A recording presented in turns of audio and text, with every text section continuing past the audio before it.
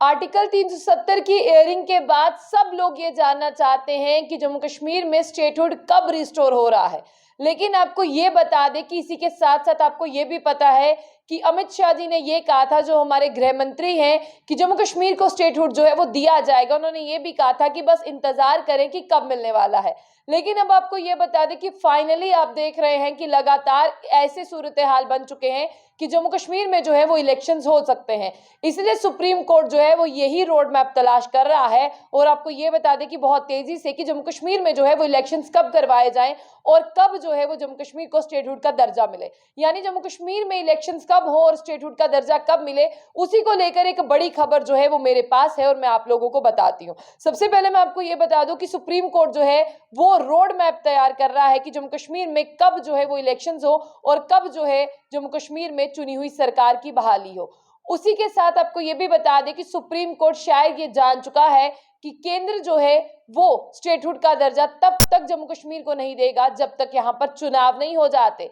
इसीलिए जो है सुप्रीम कोर्ट पहले इस पर जोर दे रहा है कि जम्मू कश्मीर में जो है पहले इलेक्टोरल डेमोक्रेसी हो, यानी जम्मू कश्मीर में पहले चुनाव हो।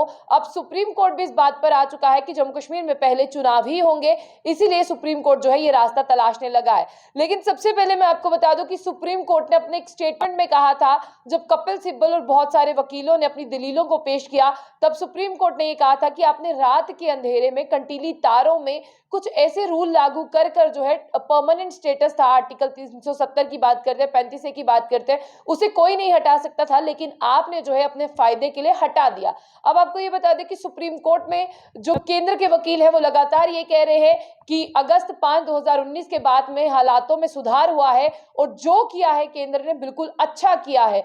अब आपको ये बताने की मैं कोशिश कर लूं कि सुप्रीम कोर्ट ने ऐसा क्यों कहा। सुप्रीम कोर्ट ने ऐसा इसीलिए कहा क्योंकि उसने केंद्र की मंशा को, यानी सेंट्रल गवर्नमेंट की उसकी मंशा, जो उसके दिल की भावना से जान लिया कि ये स्टेटहुड इतनी आसानी से नहीं देंगे जब तक चुनाव नहीं होंगे। इसलिए सुप्रीम कोर्ट भी यही रोड मैप तलाश रहा है कि जम्मू कश्मीर में कब चुनाव करवाए जाए। हालांकि जहां तक आप लद्दाख की बात कर रहे हैं वहां पर चुनाव होंगे, लेकिन जम्मू कश्मीर में चुनाव भी बहुत जल्द हो, इसी पर अब सुप्रीम कोर्ट जो है वो तैयारी कर रहा है। और सुप्रीम कोर्ट ये भी कह रहा है कि जम्मू कश्मीर के आपने एक परमानेंट स्टेटस को हटाकर उन्हें एक टेम्पररी सा यूटी दे दिया।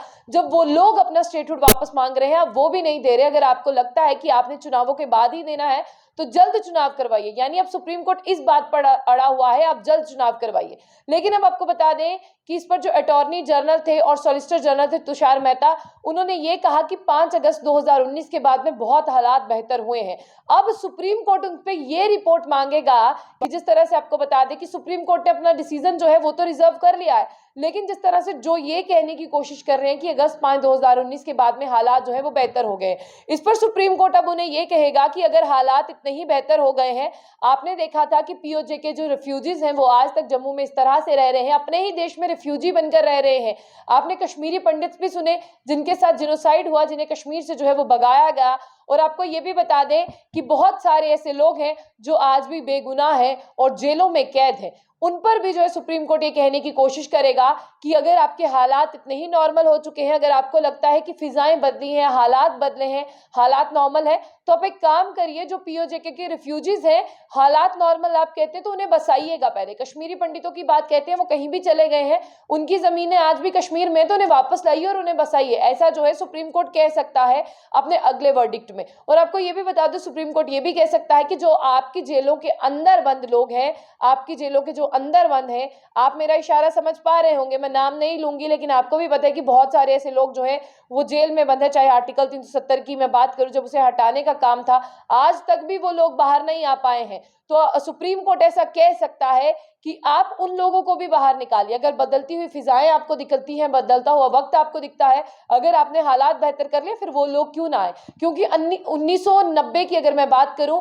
तो 1990 का बार बार वहां पर हवाला दिया जा रहा है, सुप्रीम कोर्ट में कहा जा रहा है कि उसमें आतंकवाद और अलगाववाद था, उसमें हुर्रियत के जो नेता थे वो काफी ज्यादा एक्टिव थे। लेकिन अब आप देखिए कि हुर्रियत के नेता जो हैं और जो टेररिस्ट फंडिंग करते थे, उनकी प्रॉपर्टीज तो ऑलरेडी सीज हो चुकी हैं। इसलिए सुप्रीम कोर्ट ये कहेगा कि अगर कोई कोई निर्दोष है। ये नहीं कि किसी के ऊपर टेरर फंडिंग के केसेस हैं, चार्जेस हैं, किसी के ऊपर एंटी नेशनल एक्टिविटीज के चार्जेस हैं, उनके लिए सुप्रीम कोर्ट नहीं कह रहा। सुप्रीम कोर्ट कह रहा है एक तो पीओजे के रिफ्यूजीज को वापस बसाइए, कश्मीर के जो कश्मीरी पंडित वहां से गए थे उनके सेबों के बाग वैसे ही कर दीजिए, उनकी सारी चीजें वैसे ही कर दीजिए, उनकी जगह दे दीजिए, उनके घर दे दीजिए, उनके प्लॉट्स दे दीजिए, और साथ ही साथ पीओजे के रिफ्यूजीज को वापस बसाइए। जो जेलों में बंद है, बेगुनाह है, उन्हें बाहर निकालिए। अगस्त 5 2019 को जो आपने देखा कि जम्मू कश्मीर जो है स्टेटहुड से यूटी बना, उसे लेकर अब सुप्रीम कोर्ट ये कह सकता है कि अगर आपकी फिजाएं बदल रही हैं, आपके हालात बदल रहे हैं, तो पुराने लोगों की जो जमीनें हैं उसे भी बदल के दिखाइएगा, फिर सही मायने में माना जाएगा कि आपने फिजाओं को बदला है।